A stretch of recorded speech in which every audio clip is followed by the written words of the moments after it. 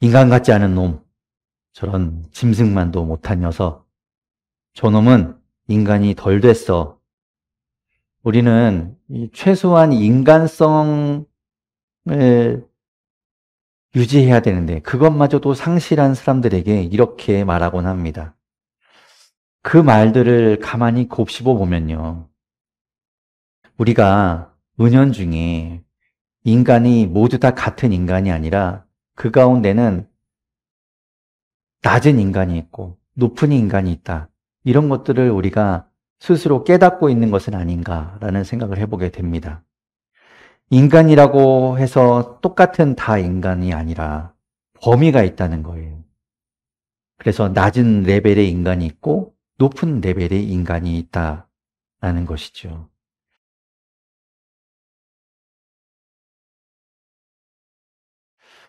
이것이 제가 무슨 사람들을 계급을 나누고 차별하기 위한 이야기가 아니라 그렇게 우리도 스스로 인식하고 있다는 겁니다. 물론 생물학적으로는 다 같은 인간이라고 할 수 있겠지만 인류학적으로 따졌을 때 좀 다르다고 말할 수 있겠지요.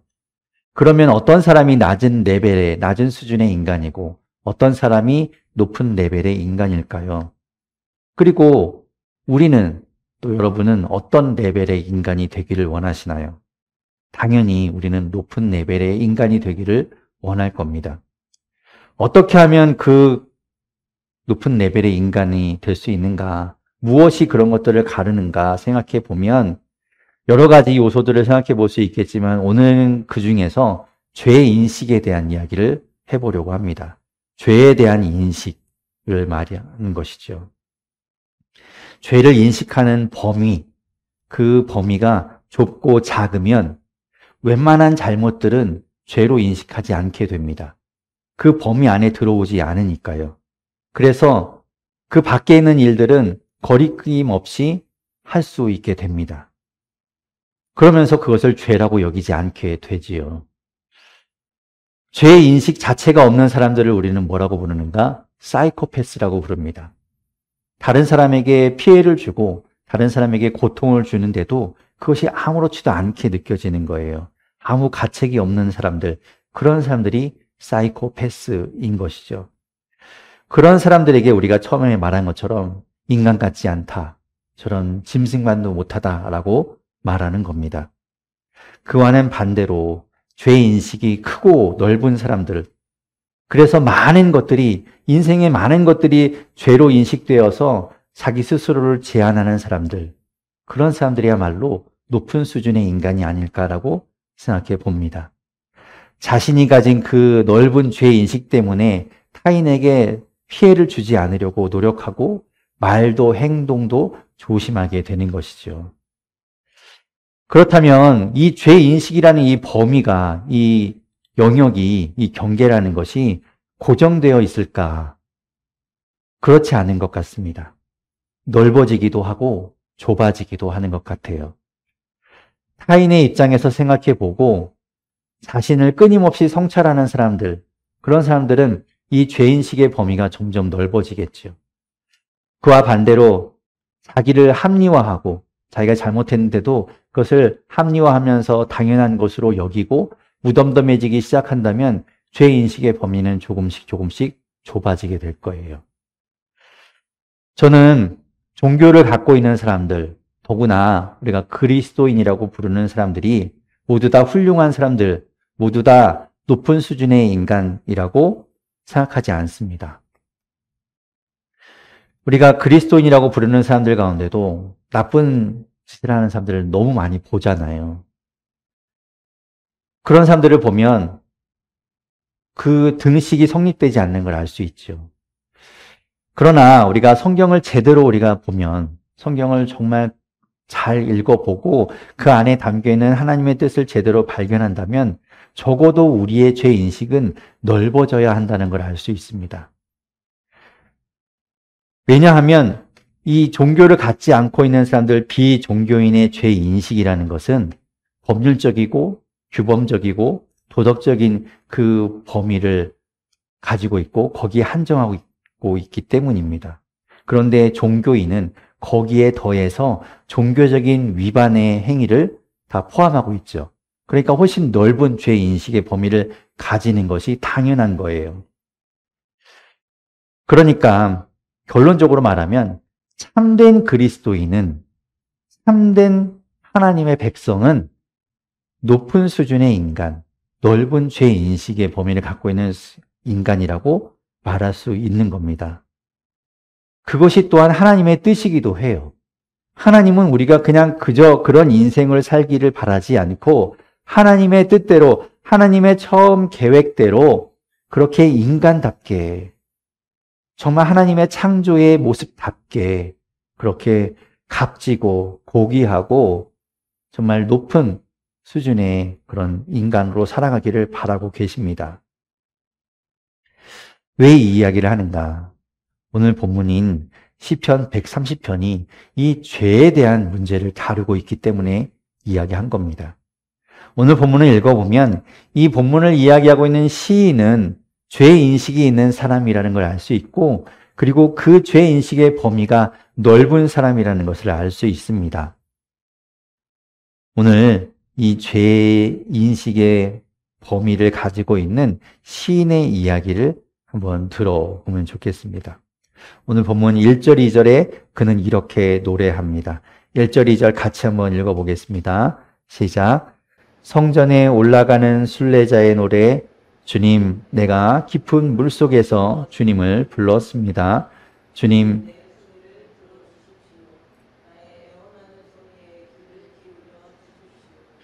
아멘.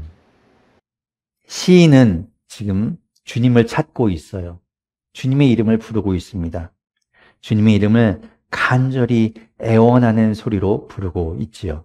왜냐하면 그는 지금 깊은 물속에 있기 때문입니다. 여기서 말하는 깊은 물속이라는 것은 바닷속처럼 아주 깊게 잠겨있는 그런 것들을 이야기해요. 그렇다고 실제로 이 시인이 깊은 물속에 들어가 있는 것은 아니죠. 이 시인은 지금 성전에 올라가고 있습니다. 성전에 올라가며 부르는 노래예요. 주님을 만나기 위해서 성전으로 올라가면서 주님을 향하여 가면서 부르는 노래입니다. 어떤 사람들은 주님을 만난다는 기쁨과 설레임을 가지고 나아가기도 하지만 오늘 본문에서 이야기하는 시인은 그런 마음이 아니라 간절함을 가지고 주님을 찾아가고 있는 겁니다. 왜냐하면 그의 마음이 지금 깊은 물속에 있는 것처럼 깊은 절망 가운데 빠져 있기 때문입니다. 힘겨운 한 걸음을 한 걸음을 간신히 떼면서 주님을 찾아가고 있는 것이죠. 마치 정말 갈증에 지치고 기진맥진한 몸을 이끌고 우물가로 겨우겨우 한 걸음 내딛는 그런 모습과 같습니다. 그는 왜 깊은 물속에 있다고 말할까요? 그는 지금 어려움에 처해 있습니다. 그래서 세상에 아무도 없는 것처럼 느껴지는 거예요. 주위에 아무도 없이 홀로 남겨진 것처럼 느껴지고 있는 겁니다. 그래서 깊은 물속에 잠겨 있다라고 이야기하고 있는 것이죠. 그는 지금 관계의 어려움을 당하고 있는 겁니다. 그래도 그나마 다행인 것은 그는 주님을 그 가운데서 기억했습니다. 주님을 떠올렸습니다. 그리고 그 주님 앞으로 지금 나아간다는 것입니다. 세상에 아무도 내 편이 없는 것 같은 그런 상황에서 절망하고 있지 않고 주님을 떠올리고 주님 앞으로 나아가고 있는 것이죠. 그러면서 주님의 이름을 부릅니다. 주님, 내 소리를 들어주십시오. 나의 애원하는 소리에 귀를 기울여 주십시오. 잘한 거예요. 그는 살 길을 찾은 겁니다. 우리도 주님을 찾기 바랍니다. 때로는 정말 어떻게 해야 될지 모를 때가 있어요. 정말 깊은 물속에 혼자 잠겨 있는 것 같은, 어떻게 해야 될지 모르는 그런 때 주님을 떠올릴 수 있게 되기를 바라고, 그래서 그 주님을 떠올리며 주님 앞으로 나아갈 수 있기를 바랍니다. 그렇게 주님 찾으면 살게 되는 거예요. 그렇게 주님을 향하여 주님을 만나기 위하여 이 시인은 나아갑니다. 그런데 그때 한 가지 문제를 깨닫게 돼요. 오늘 본문 3절, 4절 같이 한번 읽어보겠습니다. 3절, 4절 읽어보겠습니다. 시작.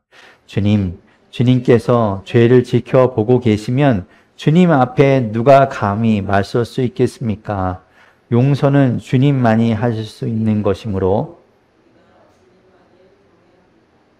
아멘. 여기에서 우리는 이 시인의 죄인식을 만나게 되죠. 혹자는 이 본문을 해석할 때 이 시인이 처한 어려움이 죄로 인한 어려움이지 않을까라고 해석하기도 합니다. 뭐 그럴 수도 있죠. 자신의 죄로 인한 어려움에 처해 있는 것일 수도 있습니다. 하지만 그렇게 해석하면 자칫 우리가 당하는 모든 어려움이 죄로부터 오는 것은 아닐까라고 연결시키게 될까? 저는 그것이 조심스럽습니다. 우리는 살면서 때로 죄로 인해서 어려움을 만나기도 하지만 모든 어려움이 다 죄로 인해서 비롯되는 것은 아닙니다.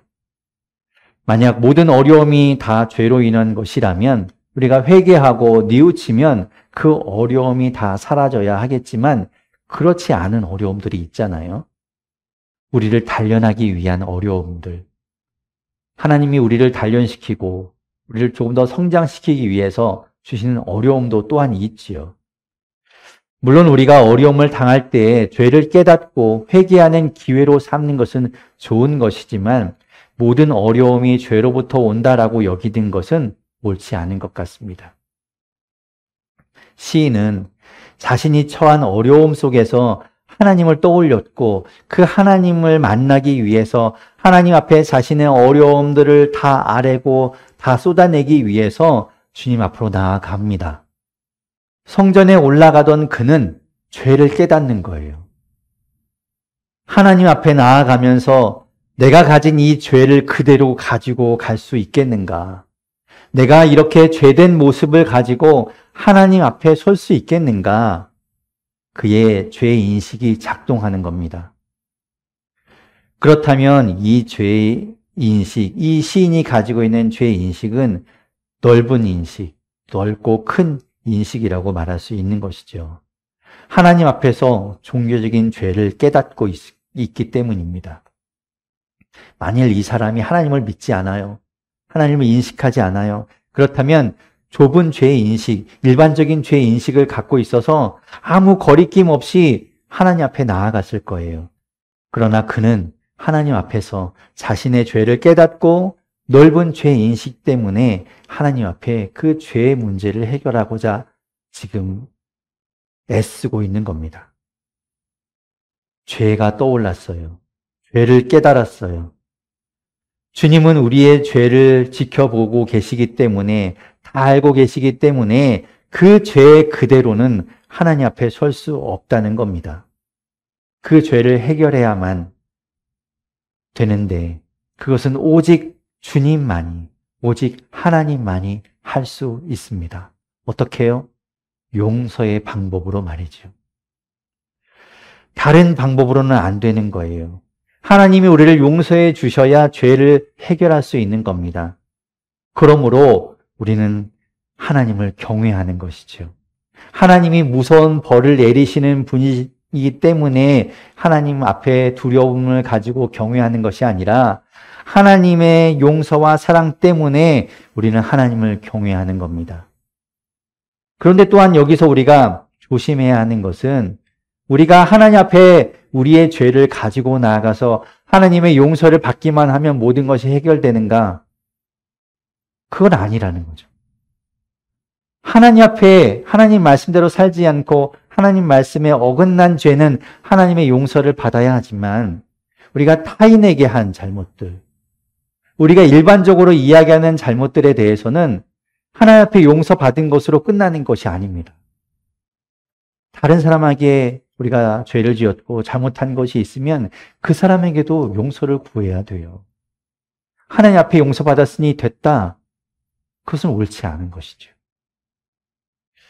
다른 사람 때려놓고 그 사람한테 잘못을 구하지 않고 하나님 앞에 나아가서 회개하고 용서를 구했으니 됐다. 그렇게 말하면 안 되는 겁니다. 여기서 말하는 죄, 이 시인이 말하는 죄는 하나님 앞에서의 죄를 이야기하는 것이고 그 죄는 오직 하나님만이 용서하실 수 있다는 거예요. 그리고 하나님의 용서는 온전히 하나님의 주권 안에 있습니다. 우리가 주장할 수 있는 것이 아니에요.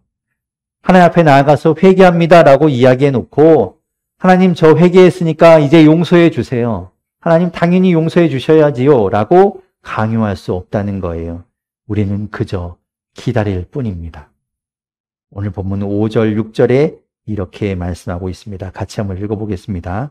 시작. 내가 주님을 기다린다.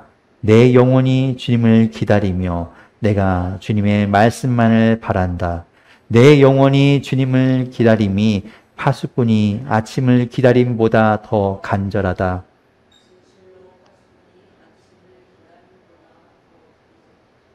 아멘. 밤새 어둠 속에서 두 눈을 부릅뜨고 지키고 있던 파수꾼은 무사히 아침이 오기를 기다립니다. 해가 떠올라서 세상이 밝아지고 다시 일상이 시작되고 사람들이 일어나고 그렇게 밤 사이에 내가 지킨 것들이 다 온전하게 이루어지기를 기다리고 있는 것이죠. 해가 떠올라야 아침이 밝아와야 그의 경계 근무가 완료되는 것이죠. 우리는 하나님 앞에서 죄를 깨닫고 죄를 고백하고 죄의 용서를 구합니다. 그걸로 끝이 아니에요. 말했으니까 됐지. 난 다 했지. 내 할 일 다 했으니까 끝. 그것이 아니라 우리는 하나님의 용서를 기다려야 합니다. 하나님의 주권 안에 있는 그 용서를 우리에게 베풀어 주시기를 기다려야 한다는 거예요. 그럼 도대체 얼마나 기다려야 하는가? 혹시나 하나님이 나의 기도를, 나의 회개를 듣지 않고 용서해 주지 않으면 어떡하는가? 우리의 기다림, 그 기다림은 근거를 가지고 하는 기다림입니다. 그 근거는 어떤 것인가? 하나님과 그 당신의 백성 사이에 맺어진 관계에 의한 사랑, 그것을 바탕으로 하는 기다림이에요. 그것을 성경에서, 구약 성경에서는 헤세드라는 단어로 표현하는데 그것이 사랑 또는 인자라고 표현하는 그 단어는 하나님과 우리 사이에 맺어진 관계, 하나님이 우리의 하나님 되시고 우리는 하나님의 백성이 됨으로 인해서 맺어진 그 언약의 관계 가운데 베풀어지는 사랑과 인자, 그것을 말하는데 그 헤세드 때문에 우리가 하나님 앞에 용서를 구하고 그 용서를 기다리게 되는 겁니다. 하나님이 우리를 사랑하고 계시거든요. 그래서 그 헤세드에 의해서 기다릴 때 하나님은 우리를 외면하지 않고 우리의 간구를 들으시고 우리를 용서해 주신다는 거예요.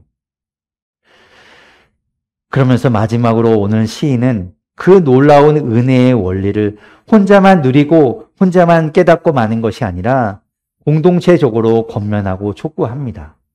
오늘 본문 7절, 8절에 이렇게 이야기하죠. 7절, 8절 같이 한번 읽어보겠습니다. 시작. 이스라엘아, 주님만을 의지하여라. 주님께만 인자하심이 있고 속량하시는 큰 능력은 그에게만 있다. 오직 주님만이 이스라엘을 모든 죄에서 속량하신다.